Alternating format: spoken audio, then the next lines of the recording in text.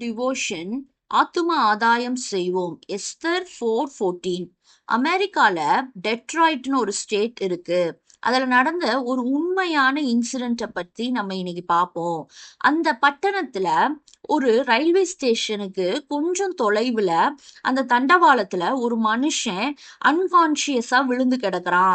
அப்ப அந்த இடத்துல ஒரு ஆள் நடமாட்டம் கூட இல்லையா. அந்த நேரத்துல ஏதாவது ட்ரெயின் அந்த வழியா வந்திருக்கும்னா அவனுடைய உடல் சின்ன பின்னமாக சிதைந்து போயிருக்கும்.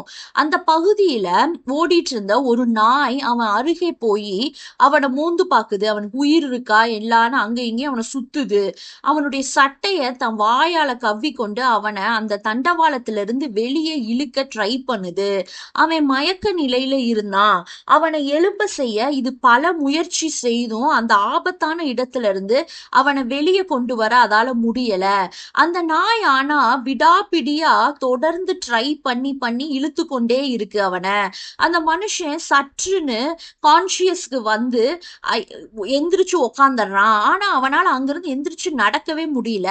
இதையெல்லாம் தூரத்துல இருந்து அங்க வேலை பார்க்கிற ஒரு பணியாள் ஒருவன் கவனிச்சுக்கிட்டே இருக்கான். உடனே ஓடோடி வந்து அவனை ட்ரை பண்ணி தூக்கி தண்டவாளத்துல இருந்து எடுத்து வெளியில போடுறான்.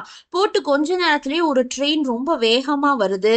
அந்த மனுஷனை தப்புவித்த ஒரு சந்தோஷத்துல அந்த நாய்க்கு என்ன புரிஞ்சுச்சுன்னு தெரியல.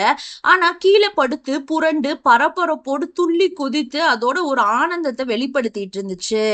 இழந்து போனத தேடவும் ரட்சிக்கவும் இந்த உலகத்துக்கு வந்த கர்த்தராகிய இயேசுவின் பிரதிநிதியாதான் நம்மளும் இந்த உலகத்துல ஒவ்வொரு மனுஷனும் ரட்சிக்கப்பட்ட விசுவாசியும் வைக்கப்பட்டிருக்கான்.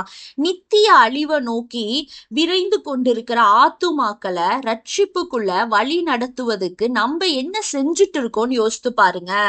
யூத குலம் முழுவதுமாவே அழிக்கப்படவிருந்த நிலையில ராஜஸ்திரியாகிய எஸ்தர் தான் செத்தாலும் சாகிறேன்னு சொல்லி அரண்மனையின் எல்லா சுகபோகங்களையும் செல்வங்களையும் ராஜ மேன்மையையும் அதெல்லாம் துறப்புவதற்கு மனம் முகந்து அவங்க அந்த மக்களை மீட்டா போதும்னு துடித்தெலும்பி வராங்க.